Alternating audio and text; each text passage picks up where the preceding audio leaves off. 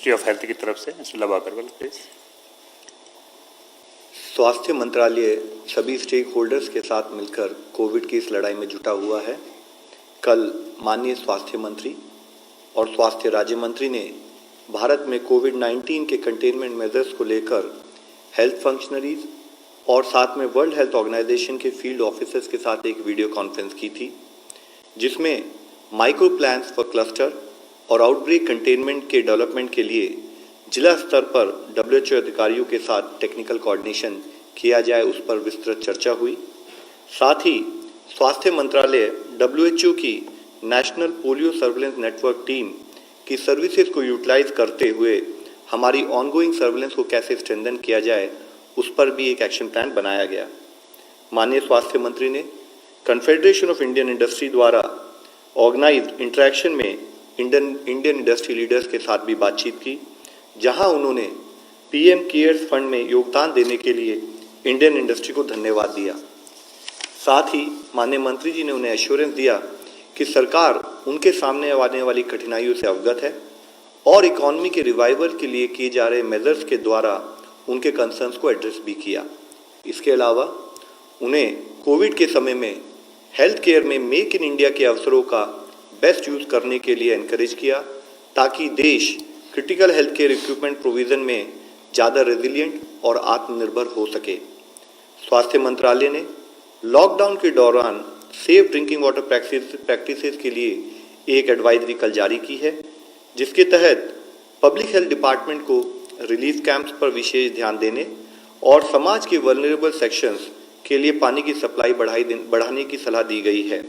Chlorine tablets, bleaching powder और hypochloride solution के appropriate use की एडवाइस भी दी गई है। स्वास्थ्य मंत्रालय ने सभी स्टेट्स और यूनियन टेरिटरीज को कोविड-19 के आउटब्रेक के दौरान इसेंशियल सर्विसेज हेल्थ सर्विसेज की डिलीवरी पर एक डिटेल्ड गाइडलाइंस को भी इशू किया है, जिसके तहत इन सेवाओं में जैसे कि मैटरनल और child health services, prevention and management of communicable health diseases, treatment of chronic illnesses शामिल हैं, ताकि उनके कॉम्प्लिकेशंस को अवॉइड किया जा सके और इमरजेंसीज को एड्रेस किया जा सके। हेल्थ केयर वर्कर्स को इन सब बीमारियों के बारे में कार्य करते हुए सेफ्टी इंश्योर करा जाए, उसके बारे में रिक्वेस्ट की गई है।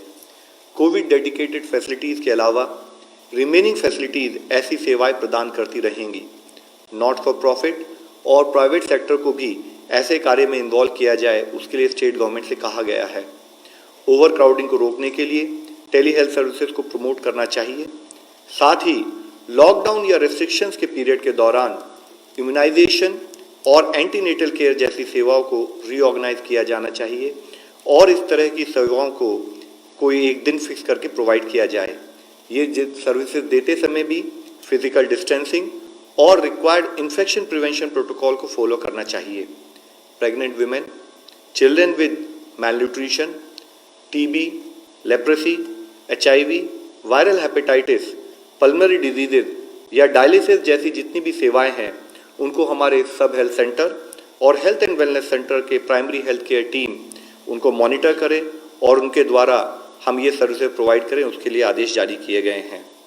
साथ ही बल्क ड्रग्स की अवेलेबिलिटी और प्रोडक्शन को बढ़ाने के लिए मिनिस्ट्री ऑफ एनवायरनमेंट ने एक एनवायरनमेंट इम्पैक्ट असेसमेंट नोटिफिकेशन में अमेंडमेंट किया है, जिसके तहत जो भी प्रोजेक्ट या एक्टिविटीज़ बल्क ड्रग और इंटरमीडिएट से रिलेटेड हैं, उनका रिकैटेगराइजेशन करते हुए कैटेगरी A से कैटेगरी B2 में डाला गया है, जिसके तहत उनका अप्रेजल नेशनल लेवल पर लाए बिना स्टेट लेवल पर त्वरित गति से किया जा सकता है।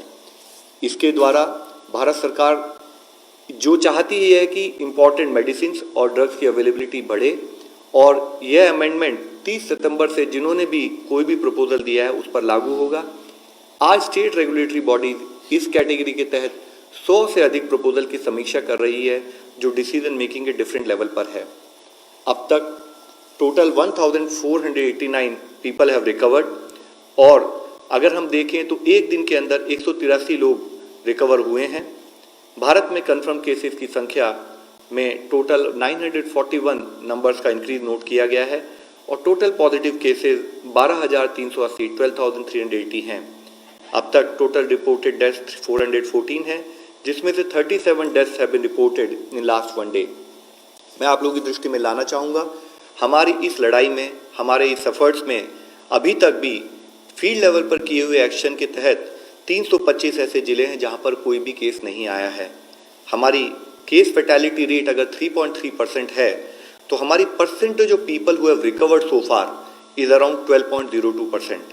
साथ ही फील्ड लेवल पर जो कुछ ऐसे जिले जहां पर इससे पहले केसेस आए थे लेकिन फील्ड एक्शन के द्वारा उनको कंट्रोल और उनके कंटेनमेंट से संबंधित जो काम हुआ है उसके तहत माही इन पुडुचेरी एक वह जिला है जहां पर पिछले 28 दिनों से कोई फर्दर पॉजिटिव केस नहीं आया है। इसके साथ ही 27 ऐसे जिले हैं उन 17 राज्यों में जहां पर पिछले 14 दिनों से कोई पॉजिटिव केस नहीं आया है, जिसमें है कि पटना बिहार से, नादिया वेस्ट बंगाल से, प्रतापगढ़ राजस्थान से, गिर सोमनाथ पोरबंदर गुजरात से, भद्राद्री कोथागुड़म तेलंगाना से, साउथ गोवा गोवा से, उत्तराखंड से Pauri Garhwal, Pilibhit in UP, Rajouri in Jammu Kashmir, West Imphal in Manipur, Bilaspur, Durg, Rajnandgaon Raipur में, छत्तीसगढ़ में, पुडुचेरी में जैसे मैं बता चुका हूँ माहे, ऐजवाल वेस्ट जो है मिजोरम में, देवनगिरी, कोडगु, तुमकुर, उडुपी और बेल्लारी कर्नाटका में, वायनाड, कोट्टयम केरला में, SBS नगर पंजाब में, हरियाणा में पानीपत और मध्य प्रदेश में शिवपुरी। मैं आप सबसे यही रिक्वेस्ट करना चाहूँगा कि फील्ड लेवल पर जो कंटेनमेंट का ये प्लान ऑफ एक्शन इम्प्लीमेंट हो रहा है उसके रिजल्ट हमें दिखने लगे हैं। लॉकडाउन, सोशल डिस्टेंसिंग और कंटेनमेंट मेजर्स के इस कंबाइंड एफर्ट से अगर हम लोग इसी तरीके से इस सतत प्रयास में लग रहेंगे तो हमें सफलता जरूर मिलेगी। धन्यवाद। ICMR representative please.